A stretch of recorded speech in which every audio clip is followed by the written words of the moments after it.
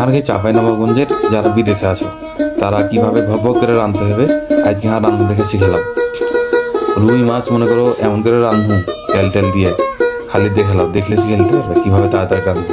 সাদা সাদা কাঁচা কাঁচা রুই মাছ দিয়ে দেবো একবারে তেলের উপরে, কোনো মশলা ছাড়া, খালি রুইস। এখন এদিকে মাছ ভাজা হয়েছে, এ ফাঁকে পেঁয়াজ কেটে নিল, মনে করো ভক ভক ভক করে পেঁয়াজ কেটে নিল, এত তাড়াতাড়ি কাটনো চোখের পলকে পেঁয়াজ কেটে নিল। পেঁয়াজ কাটা হলে মনে করো পেঁয়াজ ভাজা মাছের উপরে দিয়ে দিল, বুঝলে?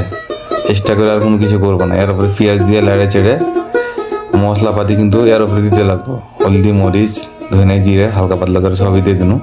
এইগুলো পাটাপাট দিয়ে দিন, মনে করো রাঁধতে কোনো সময়ই লাগবে না, একটু পানি দিয়ে ফের কষে নেবো, মনে করো ফের পাটাপাট লাড়ে চেড়ে রেখে দেবো।